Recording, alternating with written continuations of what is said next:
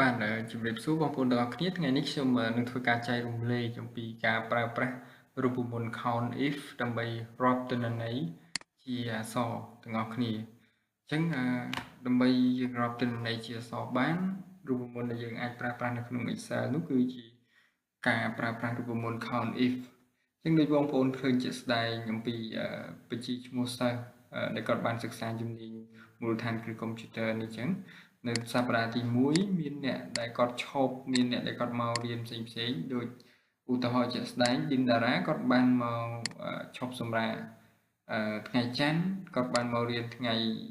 អង្គារគាត់បានមករៀនថ្ងៃពុធគាត់ឈប់សម្រាកថ្ងៃប្រហោះនិងបានមករៀនថ្ងៃศุក្រអញ្ចឹងដើម្បីយើងរាប់ទិន្នន័យជាអក្សរនេះបានជាដំបូងបងប្អូនប្រើប្រាស់រូបមន្ត count if ដោយចុចសញ្ញាស្មើបន្តមកទៀតបងប្អូនសូមសរសេរពាក្យថា count if ហើយបញ្ជាក់បងប្អូនដែរសម្រាប់ការប្រើប្រាស់រូបមន្ត count if គឺយើងរាប់ទិន្នន័យជាអក្សរដែលមានតែមួយលក្ខខណ្ឌទេអញ្ចឹងបងប្អូនបន្ទាប់ពីប្រើប្រាស់ count if សរសេររូបមន្តរួចបងប្អូន select ទៅលើ column ឬក៏ row ដែលយើងចង់រាប់បន្តមកទៀតបងប្អូនចុចក្បៀស1ហើយបងប្អូនបើកសញ្ញាទ្វីងកណ្ដោ2មួយហើយបងប្អូនសរសេរអក្សរដែលបងប្អូនចង់រាប់ឧទាហរណ៍ខ្ញុំចង់រាប់ទៅលើព័ត៌មានសិស្សដែលគាត់អវត្តមានដោយតាំងអក្សរ A អញ្ចឹងខ្ញុំអាចបើកទ្វីងកណ្ដោ2ហើយខ្ញុំសរសេរអក្សរ A ហើយបិទមកវិញបន្តមកទៀតខ្ញុំបិទវងកញ្ចក់ហើយខ្ញុំបាន enter ចុះអញ្ចឹងមានន័យថាឈ្មោះឌិនតារានេះ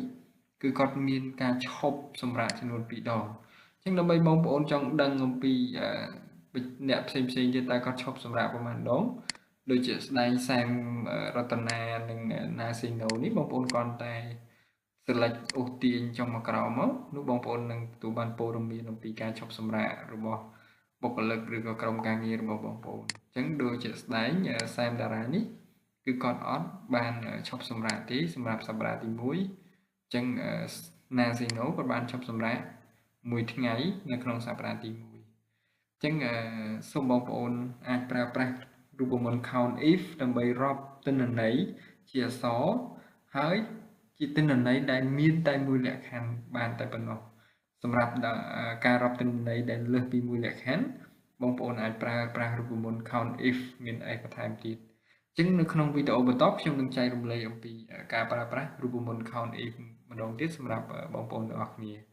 អរគុណសម្រាប់ការទេសនានិងសូមការចែករំលែកពីបងប្អូនទៅកាន់វីដេអូនេះទៅកាន់អ្នកពាក់ព័ន្ធឬក៏បងប្អូនគិតថាវា